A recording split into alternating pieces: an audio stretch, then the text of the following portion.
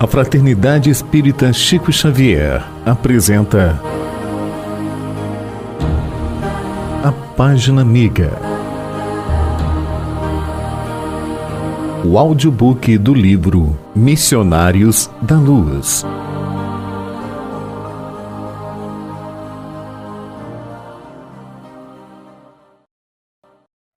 Segunda parte, capítulo 17, Doutrinação. Alexandre, neste ponto das elucidações, como se fora chamado a meditações mais profundas, silenciou por momentos, continuando em seguida. Para estes, André, a morte do corpo é um acontecimento terrível. Alguns enfrentam corajosos a desilusão necessária e proveitosa.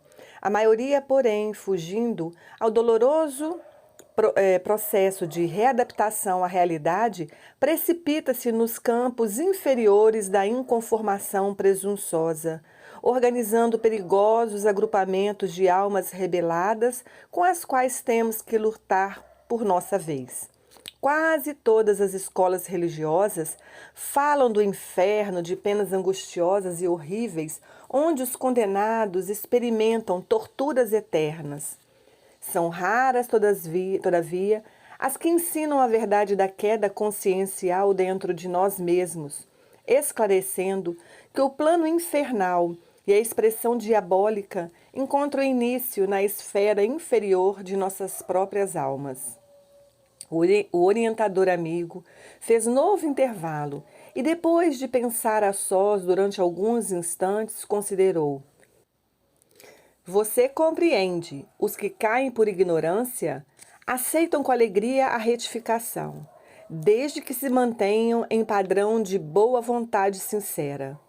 Os que se precipitam no desequilíbrio, porém, atendendo à sugestão do orgulho, experimentam grandes dificuldades para ambientar a corrigenda em si mesmos. Precisam de edificar maior patrimônio de humildade antes de levarem a efeito a restauração imprescindível.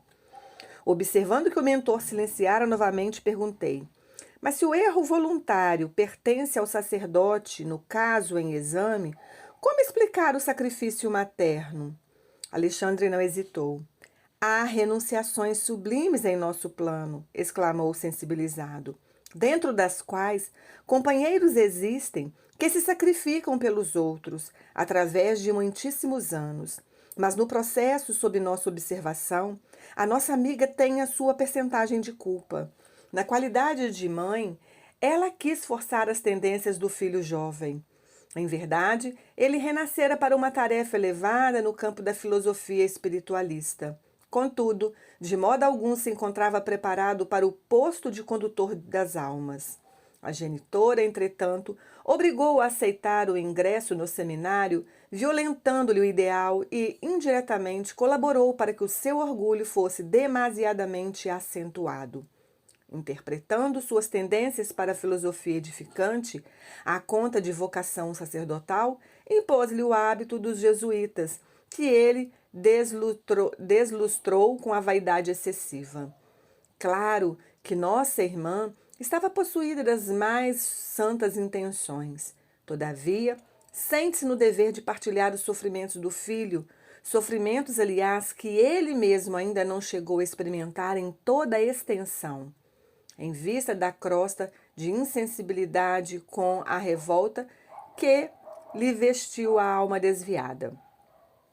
Porque Alexandre fizesse uma pausa mais longa, interroguei: mas se o filho foi conduzido a situação difícil para a qual não se encontrava convenientemente preparado, será tão grande a culpa dele? O instrutor sorriu, em vista das minhas reiteradas arguições, e esclareceu: a genitora errou pela imprevidência. Ele faliu pelos abusos criminosos em oportunidade de serviço sagrado. Alguém pode abrir-nos a porta de um castelo por excesso de carinho, mas, porque tenhamos obtido semelhante facilidade, não quer isto dizer isenção de culpa, caso venhamos a menosprezar a dádiva, destruindo os tesouros colocados sob os nossos olhos. Por isso mesmo, a carinhosa mãe está efetuando a retificação amorosa de um erro, enquanto o filho infeliz expiará faltas graves. Essa explicação encerrou a palestra referente ao assunto. Na noite previamente marcada, acompanhei o pequeno grupo que procurou o Marinho para o auxílio espiritual. Constituía-se a nossa reduzida expedição apenas de 4 entidades: Alexandre, a genitora desencarnada com um companheiro de trabalho e eu. Com grande surpresa vinha saber que esse companheiro nosso, de nome Necésio, funcionaria na qualidade de intérprete junto ao sacerdote infeliz. Necésio fora igualmente padre militante e mantinha-se em padrão vibratório acessível à percepção dos amigos de ordem inferior. Marinho não nos veria, segundo me informou Alexandre, mas enxergaria o ex-colega, entraria em contato com ele e receberia nossas sugestões por intermédio de um novo colaborador. Admirando a sabedoria que preside a semelhantes trabalhos de cooperação fraternal, segui atenciosamente o grupo que se dirigiu a uma igreja de construção antiga. Se estivesse ainda na carne, talvez o quadro sob meu olhar me despertasse terríveis sensações de pavor. Mas agora, a condição de desencarnado impunha-me a disciplina emotiva. Enchia-se o templo de figuras patibulares. Inúmeras entidades dos planos inferiores congregavam-se ali, cultivando além da morte as mesmas ideias de menor esforço no campo da edificação religiosa. Alguns sacerdotes envolvidos em vestes negras permaneciam igualmente ao pé dos altares, enquanto um deles, que parecia exercer funções de chefia, comentava de um púlpito o poder da igreja exclusivista a que pertenciam, expondo com extrema sutileza novas teorias sobre o céu e as bem-aventuranças. Assombrado, ouvi a palavra amiga de Alexandre, que me explicava gentilmente: não é estranho. Os desesperados e preguiçosos também se reúnem depois da transição da morte física, segundo as tendências que lhes são peculiares. Como acontece às congregações de criaturas rebeldes na crosta planetária, as mais inteligentes e sagazes assumem a direção. Muitos males são praticados por estes infelizes inconscientemente. Oh, exclamei com espanto, como podem entronizar a ignorância a este ponto? Quem poderia crer no quadro que observamos? Se são criaturas informadas quanto à verdade, por que motivo ainda se encontram à prática do mal? Trata-se de ação maléfica inconsciente, esclareceu o bondoso Alexandre.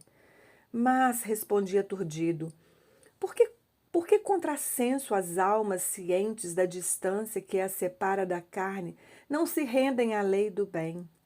O instrutor sorriu e obtemperou.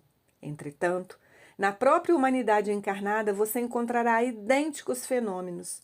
Decorrido mais de 1000 anos sobre os ensinamentos do Cristo, com a visão ampla dos sacrifícios do Mestre e de seus continuadores, cientes da lição da manjedoura e da cruz, investidos na posse dos tesouros evangélicos, abalançaram-se os homens às chamadas guerras santas, exterminando-se uns aos outros, em nome de Jesus.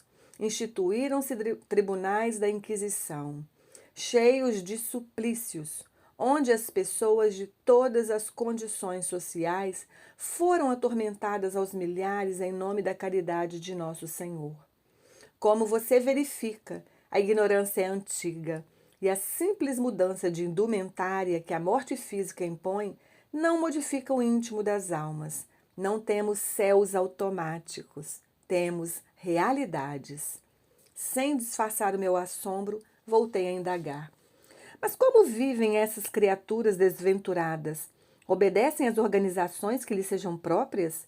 Possuem sistemas especiais? A maioria aqui, esclareceu o instrutor, é constituída de entidades desencarnadas em situação de parasitismo. Pensam naturalmente na economia psíquica das pessoas, às quais se reúnem, e na atmosfera dos lares que as acolhem. Não creia, porém, na inexistência de organizações nas zonas inferiores.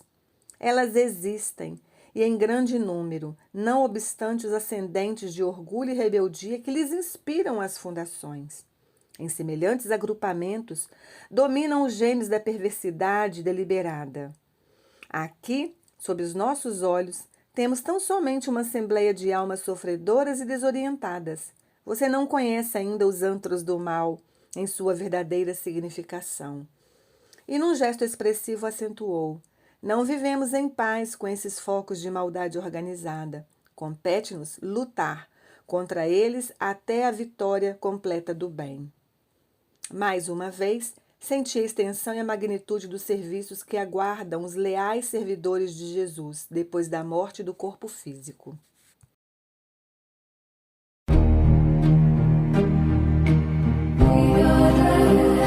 Audiobook do livro Missionários da Luz. Narrativa Cristina Albuquerque.